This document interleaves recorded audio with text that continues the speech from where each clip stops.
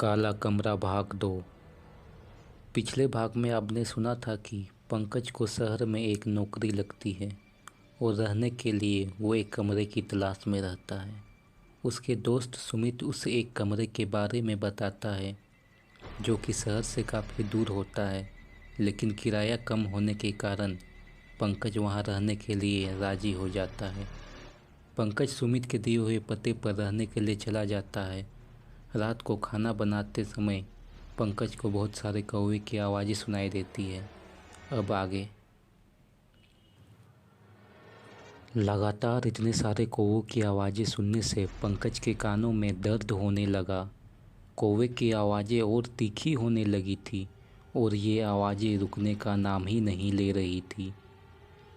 अब तो पंकज के कानों से खून भी आना शुरू हो गया था और कब वो बेहोश हो गया ये उसे पता ही नहीं चला। अगले दिन पंकज की नींद खुली। सूरज की रोशनी खिड़की से होकर उसके चेहरे पर आ रही थी। उसने घड़ी देखा तो सुबह के 9 बज रहे थे। पंकज की आंखों के सामने रात की डरावनी यादें एक फिल्म की तरह चलने लगी। वो मन ही मन सोचने लगा, क्या वो सब जो रात में हुआ वो सच था? नहीं नहीं, ये सच नहीं हो सकता। ज़रूर मैंने कोई भयानक सपना देखा होगा। वो कौवे की आवाज़ें, ये सब मेरे मन का वहम है, ये सच नहीं हो सकता। और मेरे कानों से जो खून बह रहा था ये भी सच नहीं हो सकता। मन में सोचते हुए पंकज ने आईने के सामने अपना चेहरा देखा तो उसकी रूह तक कांप गई। नहीं, ये सच नहीं हो सकता। उसके कानों पर अब भी सूखे हुए खून के निशान थे। पंकज को समझ में नहीं आ रहा था कि वो क्या करे। वो सुबह से 10 बार मकान मालिक को फ़ोन कर चुका था पर वो फ़ोन नहीं उठा रहा था। फिर उसने अपने दोस्त सुमित को फ़ोन किया और रात का सारा खौफनाक मंजर उसे सुना डाला। तू वही रुक, मैं जितनी जल्दी हो सके तेरे पास आता हूँ। इतना कहकर सुमित कार से पंकज को लेने के लिए निकल गया। उधर पंकज ने घड़ी देखी तो शाम के 5 बज चुके थे। पंकज सुमित का इंतज़ार कर रहा था।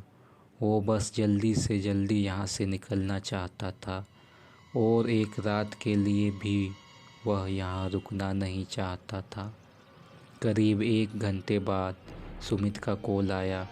कॉल उठाते ही पंकज बोला, अरे भाई यार सुमित, तू जल्दी आजा भाई। उधर से सुमित ने जवाब दिया, भाई तू कहाँ है? तू कौन सी जगह पे रहने के लिए चला गया? मैंने जो पता दिया था वहाँ मकान मालिक तो बोल रहा है कि यहाँ कोई भी किराए में रहने के लिए नहीं आया है।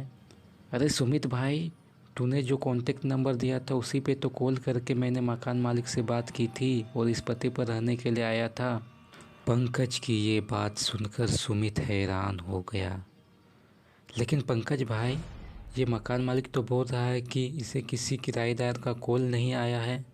अच्छा सुन, मैंने जो कॉन्टेक्ट नंबर दिया था उसे मैं फिर से तुझे व्हाट्सएप पे भेजता हूँ, ज़रा दोनों नंबर को मिलाओ तो। पंकज दोनों नंबर को मिलाता है तो पाता है कि लास्ट वाला अंक कुछ और है। अब पंकज को यह एहसास हो जाता है कि वो किसी गलत पते पर रहने के लिए आ गया था। उसका दिल ज़ोर ज़ोर से धड़कने लगता है। उसका दिमाग उसका साथ नहीं दे रहा होता है। उसे ऐसा लग रहा था मानो उस काले कमरे का काला रंग उसे अंधेरी दुनिया की ओर खींच के ले जा रहा हो।